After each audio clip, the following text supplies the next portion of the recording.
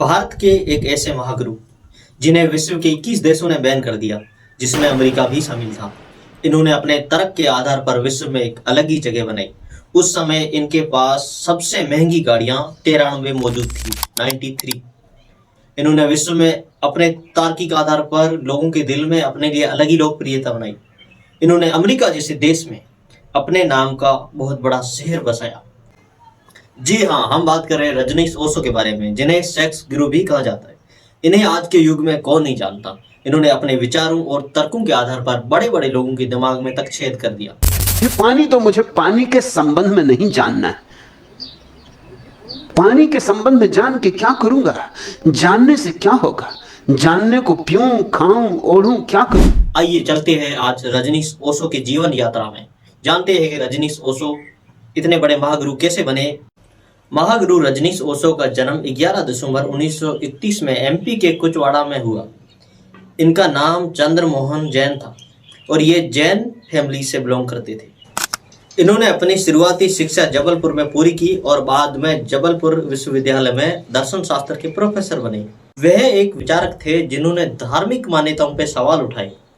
माया में यात्रा करते शर्म नहीं आती? माया की रेलगाड़ी में बैठे, माया की टिकट खरीदी, रास्ते में माया का भोजन किया हो, तरह तरह की मायाएं रास्ते में पड़ी होंगी। इन्होंने 1950 में आध्यात्मिक यात्रा शुरू की और विभिन्न ध्यान तकनीकों का आभास किया। 1960 में ये आध्यात्मिक गुरु के नाम से लोगों के बीच उभरे और रजनीश ओशो के नाम से जाने जाने लगे। ये अपने राजनीतिक, धार्मिक और सेक्स विवाद वाले विचारों से प्रसिद्ध हुए। इनके तर्क बहुत ही स्ट्रॉन्ग थे और इन्हें बहुत ज़्यादा ज्ञानी माना जाता था। इन्होंने अपने जीवन काल में 1.5 लाख से ज़्यादा किताबें पढ़ी और इनकी संपत्ति की बात की जाए जो कि 1000 करोड़ से भी ज़्यादा थी। इनके पास महंगी महंगी गाड़ियाँ और बड़े बड़े आश्रम भी मौजूद थे। ओशो अपने समय में बहुत ही बड़े क्रांतिकारी रहे हैं, जिन्होंने लगभग 7 भाषाओं का जिनको ज्ञान रहा है, जिन्होंने इन भाषाओं के आधार पर अलग अलग देशों में जाकर अपने विचार रखे और एक क्रांति, आध्यात्मिक क्रांति का ऐलान किया। 1985 में ओशो को अमेरिका ने निष्कासित कर दिया और उन्हें भारत वापस लौटना पड़ा।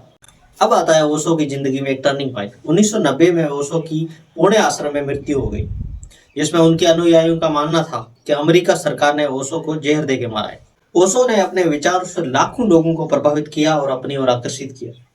दुनिया भर में ओशो के आज भी लाखों अनुयायी है और उनके विचार सुनते भी है, उन्हें फॉलो भी करते हैं। ओशो एक रहस्यवादी, आध्यात्मिक गुरु और दार्शनिक के रूप में भी जाना जाता है।